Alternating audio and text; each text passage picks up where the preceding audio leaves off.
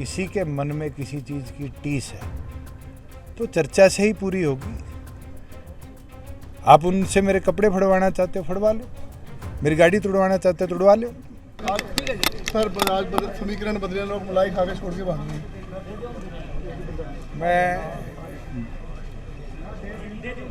इतना ही इस पे बोल सकता हूँ कि संघर्ष चौधरी देवीलाल जी ने हमेशा सिखाया है, और बहुत समय थे जब चौधरी देवीलाल जी के साथ रहे हुए लोगों ने उनको संघर्ष के समय पे छोड़ा। चौधरी देवीलाल जी के कभी भी हौसले नहीं टूटे, और उनके जीवन के इतने वर्षों में हमने एक चीज़ सीखा है कि कर्म कर फल की ना सोच, मेहनत करो, संघर्ष करो, जनता अपने आप ताकत देगी। 82 में पूरी मेजॉरिटी को भजन लाल जी लेके भाग गए थे। 84 के अंदर चौधरी देवीलाल जी को चुनाव हार का सामना करना पड़ा, पर 87 में उसी जनमत के साथ वो ताकत लेकर बढ़े। कोई छोड़ता है और कोई आता है, ये तो राजनीतिक जीवन का एक पहिया है। मैं तो जो जिस सोच के साथ गए हैं उनको आगे भविष्य की शुभकामनाएं दे सकता हूँ। हाँ, बिल्कुल उनने काम किया, हमारे साथ काम किया है, और कोई साथ काम करने वाला जाता है तो ज़रूर दुख भी होता है, मगर राजनीतिक जीवन के अंदर उससे आपके जो काम हैं, कार्य हैं, उनमें रुकावट नहीं आती। और ये दौर कोई आज का नहीं है। हम उपचुनाव के बाद जब लोकसभा में गए थे और लोकसभा के अंदर नतीजे अनुकूल नहीं आए, कई साथियों ने जब भी छोड़ा, विधानसभा में बहुत नए साथी जुड़े। आज लोकसभा में कोई छोड़ेगा, आगे विधानसभा में और जुड़ जाएंगे। ये तो पहिया है राजनीति का, मगर पार्टी ना विचलित है, पार्टी मजबूती के साथ काम कर रही है। 10 की 10 लोकसभा सीटों पर जनसंपर्क अभियान आगामी लोकसभा का चल रहा है, और मैं मानता हूँ आज से नवरात्रों का पावन पर्व शुरू हुआ है। आने वाले दिनों में पार्टी बैठक कर भी उम्मीदवारों की घोषणा करेगी। दुष्यंत जी, आपकी मदद ने कहा है कि किसानों से अगर कुछ ऐसा हुआ हो तो वो माफ़ी मांगते हैं। आपको भी कुछ ऐसा रियलाइज हुआ है कि मैं आपको एक चीज़ बड़ा साफ कह सकता हूँ, गलत और सही का फैसला ना आपके सवाल कर सकते, ना मेरे जवाब कर सकते। ये वही साथी है जिनने मेरे को जिता के लोकसभा में भेजा, ये वही साथी है जिनने मेरे को विधानसभा में भेजा, ये वही साथी है जो विरोध कर रहे हैं। अपने हैं और अपने ही विरोध करते हैं। दूसरी चीज़, जहाँ पर विरोध की बात है, एक चीज़ इतिहास उठाकर देख लेना, विरोध कमज़ोर का नहीं होता। देसी भाषा में कहते हैं ना, बोधे का विरोध नहीं होता, मजबूत का होता है, ठाडे का होता है। आज उनको ये एहसास हो रहा होगा कि कोई समय था, उस समय पे उनको ज़रूरत थी, राजनीतिक तौर पर पार्टी को ये लगा कि हमें एक स्टैंड रखना चाहिए और उससे उनकी ताकत बढ़ानी चाहिए। हमने करा, 4.5 साल किसान को सशक्त बनाया। वहीं उन लोगों के मन में कोई बात है तो वो हमारे आगे रख सकते हैं। बातचीत से, चर्चाओं से इन चीज़ का अंत हो सकता है। पर मैं एक चीज़ ज़रूर मानता हूँ, आज कोई केरला, कर्नाटका, तमिलनाडु, बिहार, यूपी का आदमी आके मेरा विरोध नहीं करा। हमारे अपने हैं, हमारे अपनों के तो इतिहास में एक समय ऐसा था, चौधरी देवीलाल जी ने बहादुरगढ़ की टिकट गलत दे दी थी और वर्करों ने उनका कुर्ता तक के बटन तोड़ दिए थे। विरोध तो करा ना, कितने विरोध हुए हैं, और उन विरोधों से राजनीतिक व्यक्ति भटक नहीं सकता, हमारा विजन भटक नहीं सकता। हमारा विजन साफ था, किसान को सशक्त बनाए, उसके खाते में पैसा दे, उसकी ज़्यादा से ज़्यादा फसलें एमएसपी पर खरीदे। हमने खरीदी, और आज मुझे दुख होता है देखकर कि जहां आड़ती गदागद सरसों खरीदा करता था, सैनी जी ने अपने कमीशन एजेंट एफएड के बिठाकर आड़तियों की जेब पे भी ताला लगाने का काम किया। और वहीं मेरे को तो ये भी संज्ञान में आया है कि मॉइस्चर के नाम पे 300 रुपए का कट किसान को आज की सरकार लगा रही है।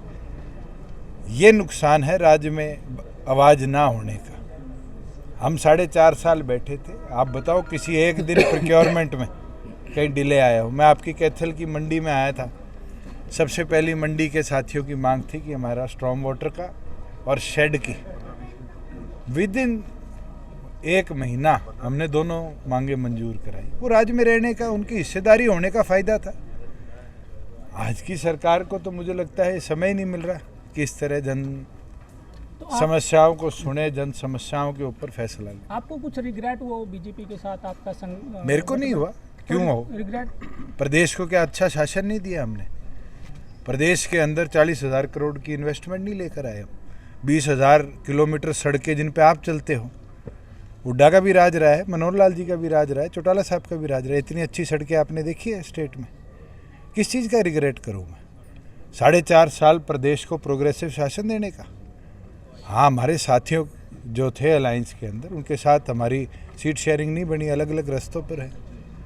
और उन रस्तों पर आज मुझे कमी दिखेगी कि जो शासन में हमारे में अच्छी चीज़ें थी उनको रोका जा रहा है, प्रतिबंधित किया जा रहा है, तो उसका विरोध भी करेंगे। कि कुछ ऐसा आपको रियलाइज हुआ हो कि जो विरोध हो रहा है, जैसे गांव में किसानों का विरोध हो रहा है, कोई ऐसा आप मेरे मुंह से क्या पूछवाना चाहते हो? आप सवाल सीधा पूछ लो। सीधा सवाल करता हूँ, कुछ तो जेजेपी की तरफ से गलतियां किस चीज़ की गलती आप बोलवाना चाहते हो? किसानों ने मतलब पोस्टर लगे जेजेपी और बीजेपी का बहिष्कार करो। आज के दिन मैं आपको इतना बोल सकता हूँ, किसी के मन में किसी चीज़ की टीस है तो चर्चा से ही पूरी होगी। आप उनसे मेरे कपड़े फड़वाना चाहते हो, फड़वा लो। मेरी गाड़ी तुड़वाना चाहते हो, तुड़वा लो। आप लोग तो मुझे लगता है उनके जोश में वो adding fuel to the fire है ना, उकसाने का काम करते हो।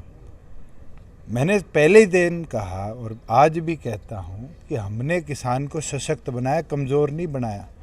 आप पंजाब के किसान का इंटरव्यू लो, यूपी को लो, राजस्थान का लो, हरियाणा का लो। सबसे मजबूत किसान अगर कहीं है, 14 फसलें MSP पर बेचता है, तो हरियाणा का है।